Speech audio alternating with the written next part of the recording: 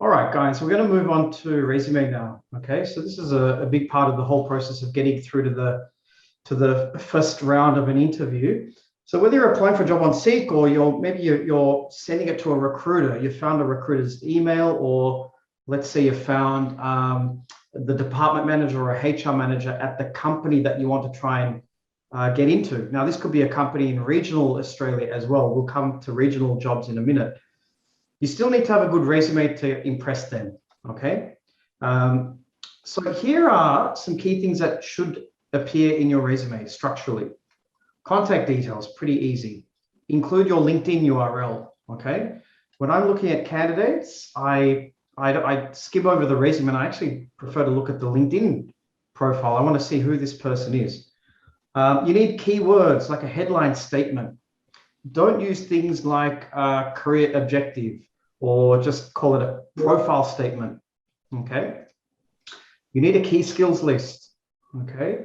And that's a skills list right at the top, and it should have the top 5 keywords from the job ad. So if you're an electrical engineer or a mechanical engineer, and in the job ad it says AutoCAD 5 times, and you've done a short course in AutoCAD or you've done a couple of projects, that has to appear in your skills list. Qualification, certification, employment history, KRs, key responsibilities, KAs, key achievements. Uni projects, if you don't have any experience, this has to be the big thing on your CV, okay? Unfortunately, what's happened over the past 10 years in Australia, the value of a degree, bachelor's or master's, has devalued. Most people have master's degrees now, okay? 15 years ago, it was impressive if you had a master's degree, but a lot of people have master's degree now. And what employers know, companies know, is the quality of what you're studying in your master's is not good. So my point is this: I think it's becoming more and more important for people to actually do an internship in your uni degree or shortly after, because that's what companies want to see. Community service, yes, and references. Okay, so what we're going to do first is have a look at a resume here. And I want you to use the chat box. Feel free to rate this resume, give it a score out of 10. Okay, so this is a pretty standard sort of resume. We've got the guy's name here. He's already making a big mistake with his career objective. So get rid of it if you've got one. Let's highlight. Have a quick read of this objective statement and let's see what you think. There are some funny phrases and terms in here. Never use these buzzwords. I'm hardworking, diligent, who wants to start his career. I'm keen on areas such as estimating. I can add value to your esteemed company. This is a real objective statement that we received. I'm keen, he's using this word keen, right? For any graduate role. So this is a bit of a disaster, this objective statement. Recruiters and employers will spend no more than 5 seconds scanning this resume. There's another important thing that you need to be aware of, and that's called ATS, application tracking software. Okay, so before a human reads your resume, it's going through software screening to pick up for keywords. Okay, these are the same keywords in the job ad. So if your resume doesn't have enough of these keywords, you're not going to get past the software. It's going to say, we wanted AutoCAD. This resume only has AutoCAD twice. Okay, so you go to the bottom. Other resumes that have AutoCAD 10 times, 12 times, they get a higher percentage score as a keyword match, candidate match. That's why keywords are so important.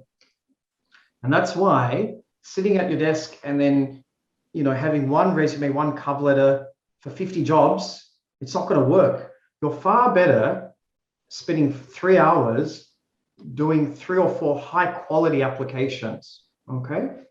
So problem number 1, objective. He's got these competencies here, which are not bad, but it's just, these are just words. There's no evidence. Good keywords, but no evidence. He's got his qualifications and he's listed a couple of his projects. but it's really missing detail.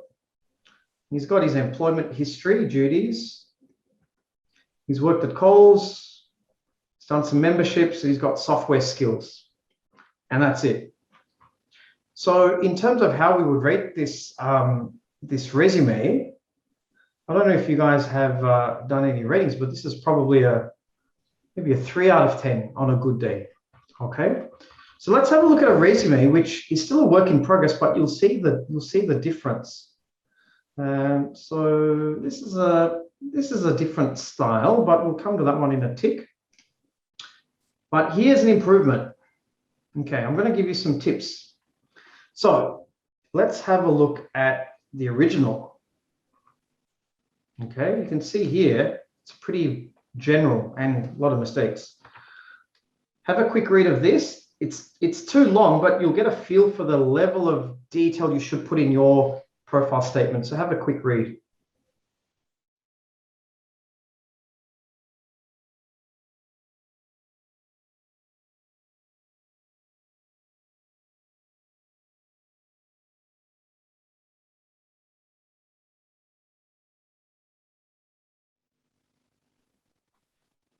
So I want to highlight some of the important things. If you haven't got PR, don't stress, remove it and say I'm a, if you're a fresh graduate, I'm a Master of Construction Management graduate. If you've done an internship, in fact, even if you're a graduate, I would just say, now another key thing is this, guys, sorry, I'm a bit random here, but if the job that you're going for is I'm sorry for people that are not civil engineers, but let's hypothetically say this guy's a business analyst. So, or you're applying for a BA job. Your title needs to again match the title of the job. So let's say the job after this, you're applying for a like a junior IT project manager. Again, copy it. And get rid of the graduate. Junior IT project manager, profile, you've got the keywords in there. And then you can say, I'm a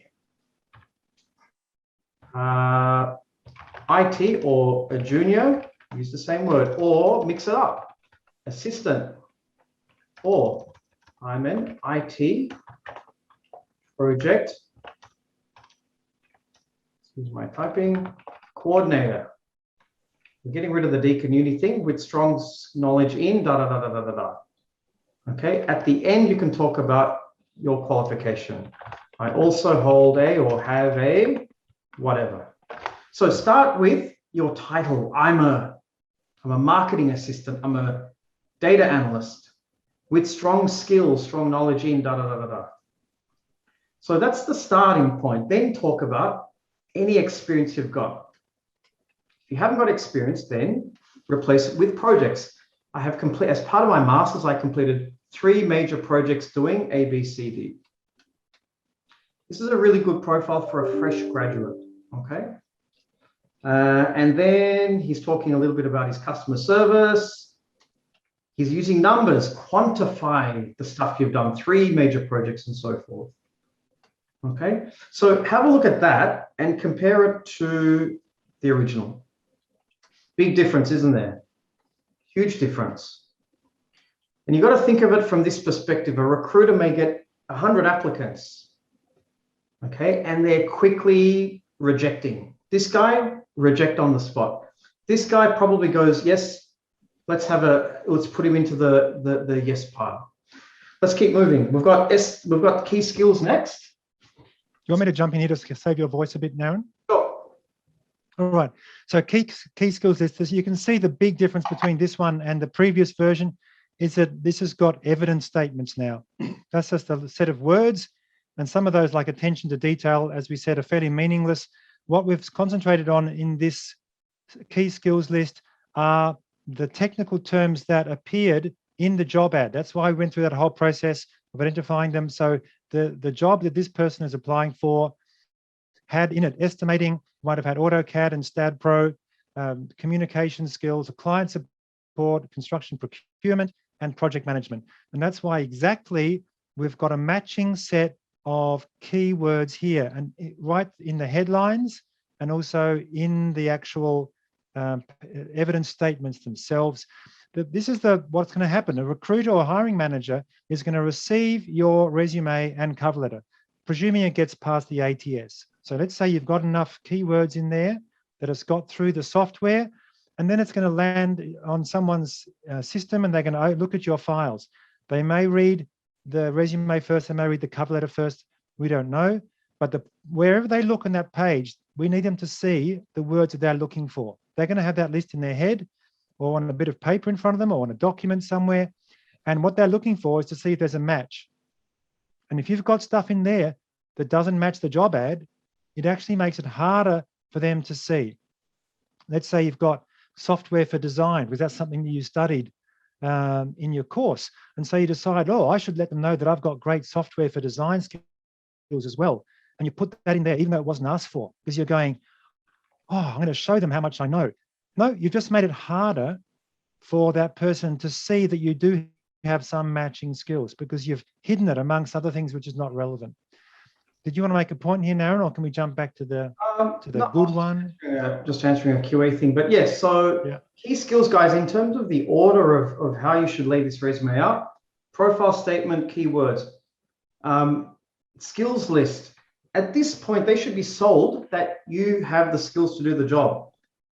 Next thing they want to know is where have you been working, what you've been doing, and this is where the local experience comes into play, and having some recent experience. Two things companies, HR managers and recruiters, they'll reject you on the spot. One, you don't have any recent experience. That's number one in the industry. Number two, if you don't have local experience. The only exception to local experience is in IT. So if you're a software engineer from India or China, less discrimination. If you're a Power Apps developer from Egypt, okay, with a 6-month gap, because there's a shortage of those people here, okay?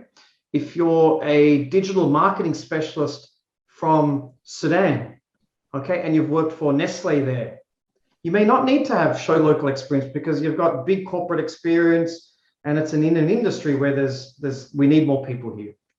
So every industry and level is different. It's getting hard. If we did a quick test on Seek now, and we looked at engineering jobs in Melbourne under 50,000, there's not going to be many. There's not enough graduate jobs in this country at the moment. There's a big gap, and that's a big problem. So there's even more pressure on you to be outstanding. Okay, and that's why you need a resume like this. So can we jump down? I'll just keep on talking a little bit here, Naren. Yeah. Just switch it up. Or if you have a comparison between the experience section on this example, there's not a lot of detail here. You can see each line maybe only has 4 or 5, sometimes 6 words, which means they're leaving a lot to that person that they're just not clear about what they were actually doing. Let's go back and have a look. So one of the immediate problems is there's just not enough information in there. What you've got to do is flesh each of those responsibilities out so it becomes really clear to the reader what you've done, how you've done it, who you've done it with, what you did it for, what tools you used or what software you used, right? So this, as you can see in here, we don't have any which are 4 or 5 words. This person has spent a lot of time working. You can see the XXSs, that's how we say to our clients, give us more detail here, right? So we want you to build these up so that each one is a really clear description for the reader of what you know how to do. I'm trying to work out what Naren's typing there. Look, he's adding something very relevant. It's about, look, writing these bullet points takes time as well, guys. Okay. One other thing I want you to note with each of these bullet points is every starting word of a bullet point is what we call an ing word: using, documenting, compiling, preparing, assisting, maintaining, clarifying. It's called a verb. Go back to your resume and start each of your projects, or most of your bullet points should start with a doing word.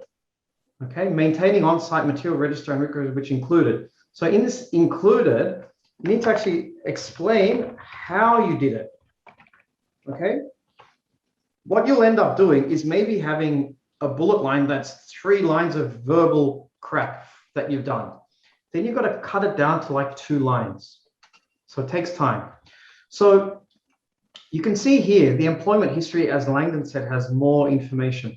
The other critical thing that this person has done is they've added some achievements. These need a bit more work, but I just wanted to highlight, take this one, processing quotation and invoices. And you can see that they've estimated and quote over 10 new design jobs. I would actually add more detail, including add the quantity, so like a $10 million childcare center, okay, and office refurbishment project, okay. So in your achievements, you've got to think about things like, how did you add value? Did you save the company or client time? So another good achievement is using like reduced processing time. If you're in like IT or engineering, reduced processing time by something percentage by implementing something, an automation or a new process. Okay, so you can save time, reduce cost. Introduce, another good achievement is to say that introduced new something which improved something. Okay, now I don't know exactly what you've done, but I'm giving you the framework of how you should construct your achievements. Okay, so let's just go back to the bad one, and let's finish off here with his projects, because a lot of you guys are uni students or graduates, and so one of the most important parts of your resume will be your uni project. So this is an interesting one here. So this is how we would like you to display your uni projects. Project name. What was the project? What did you do? What's the purpose? That's here, the objective and the key tasks. Okay, what did you do on the project? Did you use any software? What was the methodology? And finish with your project outcome. So it doesn't matter if you're in IT, engineering, accounting, finance, marketing, biotech, it doesn't matter. You need to have at least 2 uni projects. Okay. If you have maybe 1, 2, 3 years of experience, you can put your projects underneath your employment history as well. Okay. So some of you may have overseas experience, okay, and that's fantastic. So definitely include your overseas experience as well. If you're a fresh grad with no experience, I would encourage you to put your uni projects at the bottom of page 1. If you have overseas experience, you can put it here, but you're going to be left with a big gap if you've left your job to come and study here. So that's something we need to talk about with you. Final tip here, guys. Some of you will be doing internships or doing an internship. You've got to be a bit clever and never put intern on your CV as your title, even if you think that's the right thing to do. So let's say you got an internship as a, I don't know, as a finance assistant. You'd probably go to play it, say finance intern. But I would avoid using this term intern on a resume, okay? Because when people see that you were an intern, they immediately think you are doing photocopying, faxing, and getting coffees, okay? So instead, call yourself finance assistant, okay? The only time you have to reveal that you were an intern is if, well, there's two times. One is if they actually ask you, so tell me about your role at Apana Constructions. And you can say, look, I was the finance assistant there for 3 months where I helped doing da-da-da-da-da. If they ask you, why did you leave? You can say, look, it was a 3-month traineeship. Don't use the word internship. It's got a bad vibe. Call it a traineeship. I did a 3-month traineeship where I was involved in da, da, da, da. Some of our interns are really lucky because the company doesn't check if they were intern, they just assume that you were employed there, which looks better. The last thing that you might want to check is if you did an internship and you've got a reference, you don't want to tell the company that you're interviewing with that you were like a paid full-time employee, because when they do a reference check with the host company, they'll say, oh yeah, Jenny was here as an intern, then you're in big trouble. So you've got to think about all these things, guys. So just to recap, you've seen what a high quality profile statement looks like with keywords. Okay, remember, whatever is the job title in the job ad, use it within reason. Build your key skills list like this.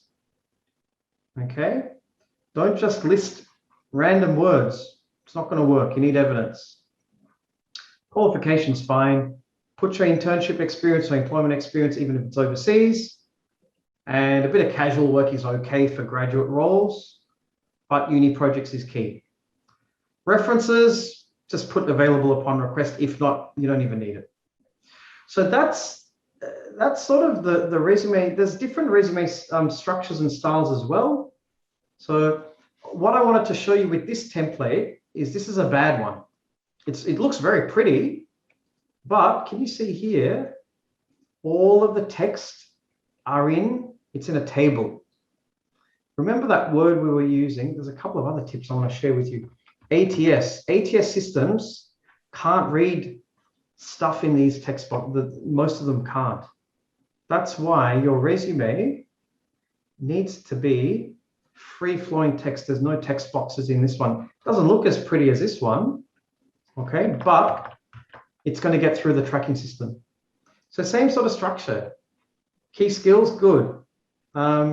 Project experience, employment history. Another quick tip, if you've left a position, a lot of people now will be, say, Feb, I don't know, 2020. You need to explain why you've got a 1-year gap. A lot of people now are saying due to COVID-19 layoff. What you can actually do in that situation is even say, since then, I have become certified in something. These are good bullet points: amending, assisting. And he's got similar achievements, more achievements. This is how you should structure your achievements. Bold what it is, and then with evidence. This is really nice. Major uni projects. Sorry, we've got a lot of civil engineer ones here, but you can use the same thing, same application. So your uni projects have to be more in-depth than just listing them like that. Last tip, can you see here, this person is putting their full address, 47, never put suburb or town. Or street. Or street, yeah. Just put, yeah, so this is using a table as well, not good. So always put Melbourne, Vic, no postcode either. Main reason is this: recruiters will discriminate against your location. Now, if they call you, let's hypothetically say you've applied for a job in Sunshine and you live in Berwick. It's going to take 2 hours to get there. They will ask you, where do you live? Okay, what suburb do you live? You can either lie, which is not good, or you be upfront and say, look, I currently live in Berwick, but I'll be moving closer to the city next week or in a month.